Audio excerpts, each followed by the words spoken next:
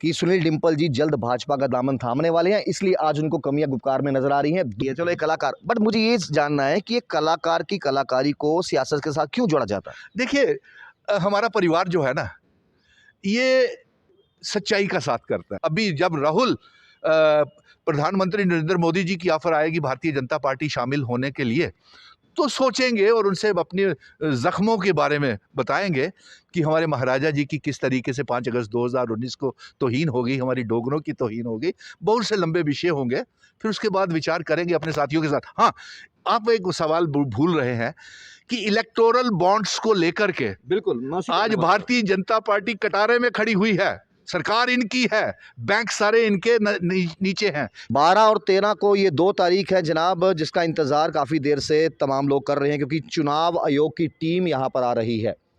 जब भी चुनाव आयोग की टीमें यहाँ पर पहुँचती हैं तो वहाँ पर कई सारे जो पॉलिटिकल नेता हैं, जो चुनाव में शिरकत करने वाले हैं, उनके साथ मुलाकात की जाती है। सुनील डिम्पल जी आज खास चर्चा में हमारे साथ शामिल हैं। सुनील डिम्पल जी 12 और 13 2 दिन के लिए जो है चुनाव आयोग यहाँ पर आ रहा है। आपसे और कई जम्मू कश्मीर के ऐसे नेता जो जम्मू कश्मीर की आवाज़ हैं, उनसे मुलाकात करेंगे।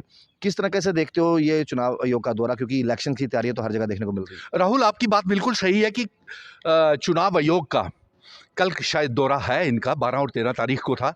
लेकिन इस समय चुनाव आयोग की अपनी विश्वसनीयता, क्रेडिबिलिटी, भरोसा जो है एक सवालों के दायरे में आ गया है, क्योंकि जिस तरीके से देखा कि फुल चुनाव आयोग का आने का ऐलान हुआ था, ठीक है, लेकिन आज फुल चुनाव आयोग नहीं है, क्योंकि अरुण गोयल जो चीफ इलेक्शन इलेक्शन कमिश्नर थे, उन्होंने इस्तीफा दे दिया।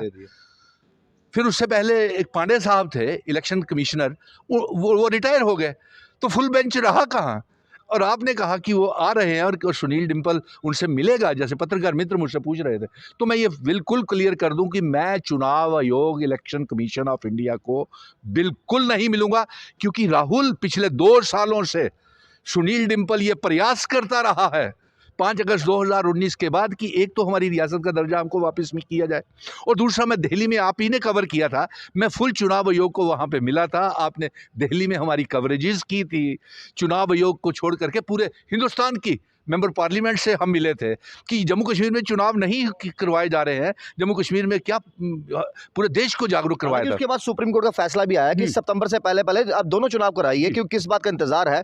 हालांकि अब तो आम जनता भी चाहती है कि देखिए जी चुनाव जल्द से जल्द होने चाहिए, क्योंकि बिल्कुल ये चीज़ होनी भी बहुत ज़रूरी है। लेकिन कहीं ना कहीं गुप्कार अलायंस की, मैं ये नहीं कहूँगा कि आप हिस्से थे, गुप्कार अलायंस का हिस्सेदार थे, मैं ये कहूँगा कि गुप्कार अलायंस की जितनी मीटिंगें हुई उसमें सुनील डिम्पल जी शामिल थे। अगर दिल्ली में भी अगर डेलीगेशन यहाँ पर गया डॉक्टर फारूक अब्दुल्ला की अध्यक्षता में, सुनील डिम्पल जी वहाँ पर भी थे।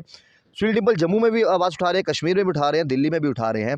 तो क्या ये मान के चलें कि जो आज कहीं ना कहीं तितर बितर नजर आ रही गुप्कार अलायंस अपनी अपनी डफली अपने अपना राग अपनाती नजर आ रही है, क्योंकि डॉक्टर फारूक अब्दुल्ला जी ने साफ कर दिया है कि चुनावों में लड़ेंगे तो अकेले लड़ेंगे। ये हो क्या रहा है? गुप्कार अलायंस क्यों इस तरह से तितर बितर है? राहुल, आप मुझे लगता है कि 10वें वार में वरिष्ठ पत्रकार हो जिन्होंने ये सवाल मुझसे पूछा, क्योंकि मैं एक जम्मू कश्मीर रियासत का बेटा होने के नाते मैं एक जंग लड़ रहा था, और उस जंग में मैंने आपको कई बार इंटरव्यूज़ में कहा था, जब मैं धरने, प्रदर्शन, भूख हड़तालें रखता था, जेलों में मुझे गिरफ्तार कर लिया जाता था, तो मैं तब भी आपको कहता था कि मैं इस जंग को जारी रखूंगा, रियासत के दर्जे की 370 की वापसी की, महाराजा हरि सिंह जी और अपने बुजुर्गों की पगड़ी की वापसी की जंग जारी रखूंगा। और इसी इनिशिएटिव के तहत मैंने आपको कई बार कहा था कि मैं कश्मीर और जम्मू के लोगों को इकट्ठा बिठाऊं एक मंच पे। बिल्कुल याद है ना आपको? ऐसा हुआ भी। और फिर ये भी कहा था कि मैं कश्मीर के नेताओं को और जम्मू के नेताओं को, तमाम पॉलिटिकल पार्टीज को एक प्लेटफॉर्म पे लाऊंगा। डिम्पल जी आपने जो कहा वो करके भी बताया। हमने देखा रेड्स एंड ब्लू में जम्मू और कश्मीर के नेता एक ही मंच पर जम्मू कश्मीर का आवाज उठा रहे थे। वही सवाल आम जनता पूछ रही है कि आज वो एक आवाज कहाँ गई? जी, आपका दूसरा उसी सवाल, आप बड़े तेज तर्रार पत्रकार हैं, मुझे अच्छा लगता है आपके सवालों का जवाब देना, क्योंकि आप सच बोलते हैं और आप जानकारी रखते हैं मुद्दों की। इसके साथ साथ मैं आपको राहुल बता दूं कि मैं गुप्कार का कभी हिस्सा नहीं था। मेरे इनिशिएटिव के ऊपर ही, जैसे आपने कहा रेडिसन ब्लू में, बठिंडी में, कश्मीर में मैं लेकर के गया, चुनाव आयोग से मिला, कश्मीर के तमाम पॉलिटिकल पार्टीज के मंत्रियों से दिल्ली में हम गए, तो वो मेरा ही हिस्सा था। आज ये सवाल इसलिए, और मैं गुपकार का कभी हिस्सा नहीं था, ऑल पार्टीज का था, नंबर 2।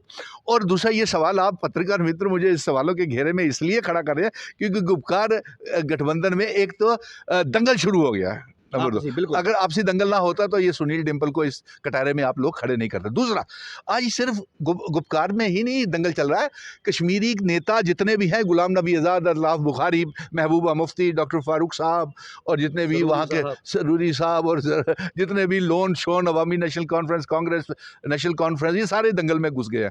लेकिन ये बदनसीबी है मेरी कि मैं इतनी बड़ी जंग लड़ रहा था, जब हम मुकाम के ऊपर पहुँचने वाले थे, अभी तो हमें रियासत नहीं मिली, अभी जम्मू कश्मीर में चुनाव नहीं हो रहे, आप दंगल की इस बात का कर रहे हैं। आपको दुख इस बात का है क्योंकि आपको लालच नहीं है कि मुझे कोई ओहदा दिए, आपको लालच नहीं है कि मुझे एमएलए बनाइए, मुझे एमपी बनाइए। आपने आम जनता के लिए मेहनत की थी, आवाज उठाई थी।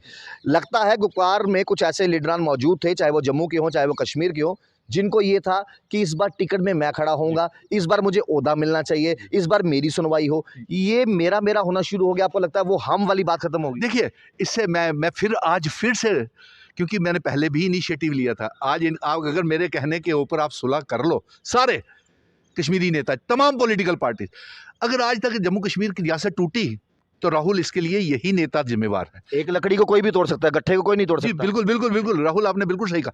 यही नेता जो आज दंगल में कूदे हुए हैं, यही नेता तो प्राइम मिनिस्टर साहब के पास दिल्ली में चाय पी करके आ गए थे। क्या रियासत लेकर के आए आप लोग? क्या जम्मू कश्मीर में चुनाव लेकर के आए? आज उस बात को 3 साल से भी ज्यादा हो गए। सुनील डिम्पल जी, ऐसा क्यों है जो बात जम्मू कश्मीर के हित की सुनील डिम्पल जम्मू में करता है, कश्मीर में करता है, दिल्ली में करता है, बाकी लीडर ऐसे क्यों नहीं करते? बाकी जम्मू में डॉक्टर साहब आए, फारूक साहब आए, वो यहाँ पर जम्मू की बात करते हैं, कश्मीर में कश्मीरियों की बात करते हैं, दिल्ली में दिल्ली की बात करते हैं, अमित शाह जी के साथ, प्रधानमंत्री मोदी जी के साथ चाय का कप भी पीते हैं, वहां पर वो खुल के बातें क्यों नहीं करते जम्मू कश्मीर की? देखिए, मैं क्या बोलूँ, ये सभी लीडर की, सभी पॉलिटिकल पार्टीज के लीडर जितने भी हैं, इनकी मैच फिक्सिंग हो चुकी है, बेचैन है एक दूसरे की गोदी में बैठने के लिए। फिर ये कौन लोग हैं जो ये अब आरोप लगा रहे हैं, कि आरोप नहीं कहूंगा, जो ये बातें कर रहे हैं कि सुनील डिम्पल जी जल्द भाजपा का दामन थामने वाले हैं, इसलिए आज उनको कमियां गुपकार में नजर आ रही हैं। दूसरी बात मैं इस पर जोड़ूंगा, आपके पुत्र मेरे बड़े अच्छे मित्र हैं, मेरे भाई हैं, फैमिली रिलेशन आपके साथ मेरे अच्छे। जब उनको शाबाशी देने के लिए उनके काम को लेकर संयम को डॉक्टर फरूक साहब घर पे आए थे, तो कहने लगे थे, देखिए जी, संयम अब एनसी ज्वाइन करेगा। उसके बाद देवेंद्र सिंह राणा जी भी उनके साथ आए थे, बोले कि बीजेपी ज्वाइन करेगा। रविंद्र राणा जी ने मुबारकबाद दी, कही बीजेपी ज्वाइन करेगा। कांग्रेस रमन भल्ला जी घर पर आए, कहते कांग्रेस ज्वाइन करेगा।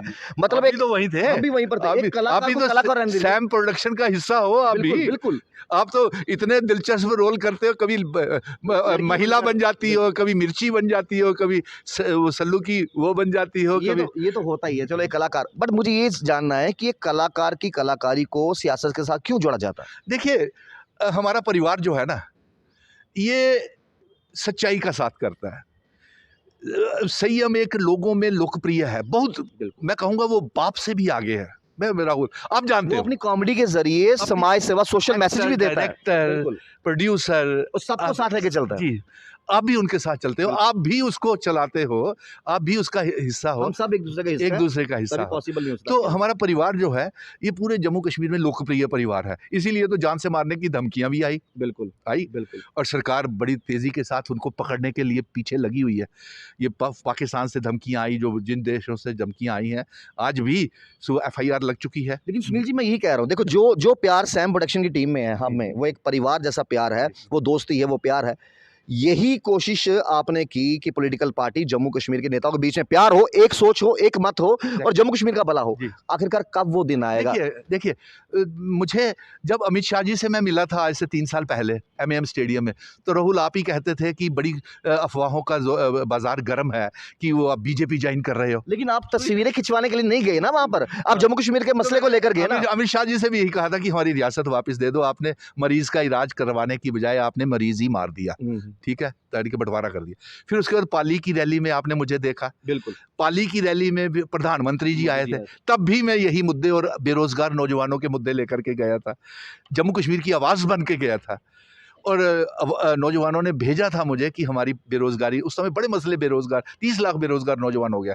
लेकिन उससे इसलिए ये अफ़वाहों का दौर गर्म हो जाता है। लेकिन अभी जब राहुल प्रधानमंत्री नरेंद्र मोदी जी की ऑफ़र आएगी भारतीय जनता पार्टी शामिल होने के लिए, तो सोचेंगे और उनसे अपने ज़ख्मों के बारे में बताएँगे कि हमारे महाराजा जी की किस तरीके से 5 अगस्त 2019 को तौहीन हो गई, हमारी डोगरों की तौहीन हो गई।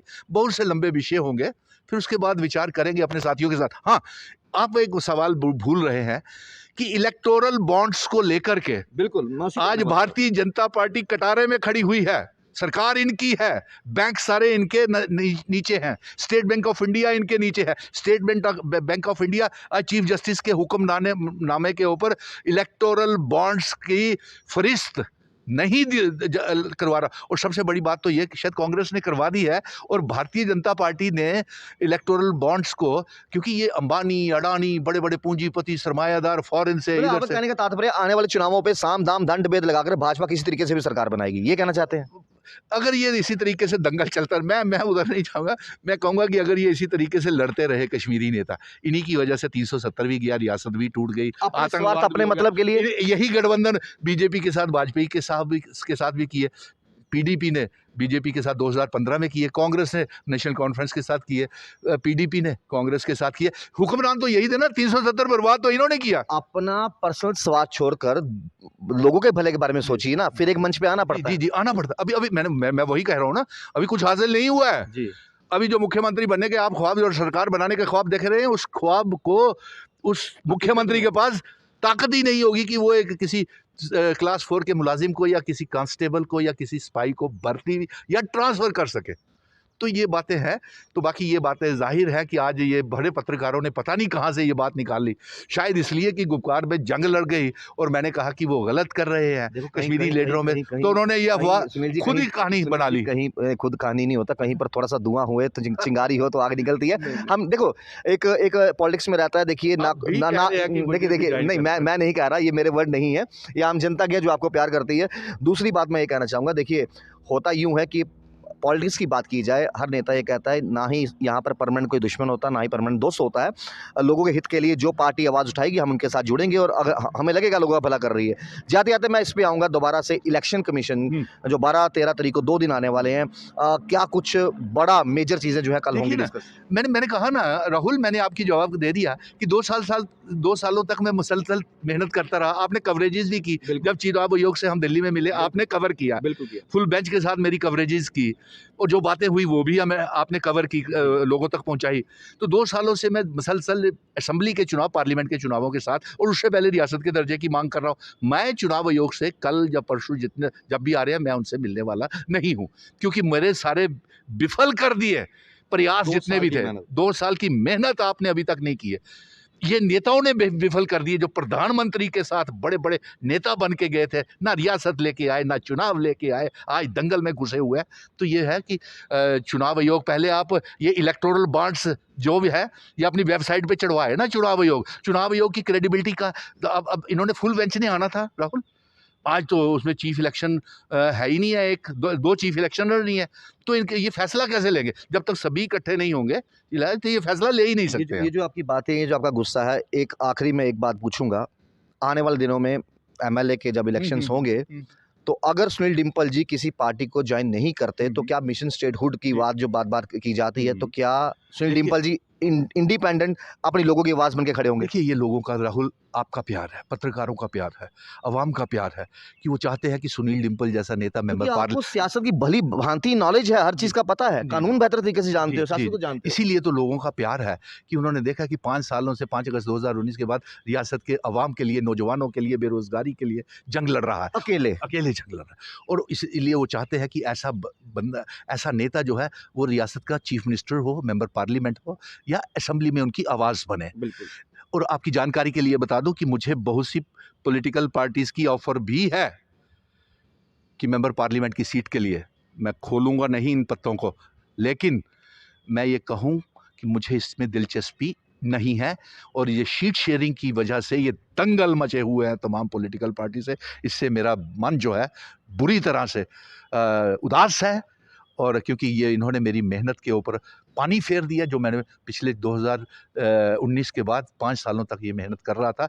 और ये मेरी मेहनत बर्बाद नहीं हुआ, ये रियासत की आवाम की शनाख्त, आइडेंटिटी, कल्चर, डेमोग्राफी, पहचान, वजूद, डोगरा रियासत की पहचान को तबाह और बर्बाद कर रहे हैं। बड़ी अच्छी बात कही। कुल मिलाकर इनका कहना है, देखिए, आम जनता की आवाज़ बने, अकेले लड़ पड़े, इन्होंने वो संभव करके दिखा दिया। कश्मीर और जम्मू के नेताओं को जम्मू में बुलाकर इकट्ठा करके बता दिया, मुद्दे वही थे जो आम जनता चाहती थी, मुद्दे वही थे जो आम जनता आज भी चाहती है, आगे भी चाहती है। लेकिन वो 2 साल की मेहनत विफल तब हुई जब उन मीटिंगों में शामिल हुए, चाहे वो गुगपार लाइन्स के लोग हों या फिर कोई और नेता भी हों, चाहे वो कांग्रेस से ताल्लुकात रखते हैं, एनसी से रखते हैं, पीडीपी से रखते हैं, किसी से भी रखते हैं, वो नेता जो हैं अपना मिशन भूलकर अपने स्वार्थ की लड़ाई लड़ रहे हैं, अपने इंडिविजुअल सोच के लेकर चल रहे हैं, ना कि आम जनता के दुख के बारे में सोच रहे हैं। उम्मीद करते हैं कि आने वाले चुनावों में जो है इसी तरीके से सुनील डिम्पल जी जो है जनता की आवाज़ बनते रहे। आप देख लीजिए चैनल वन, राहुल खत्री, नमस्कार।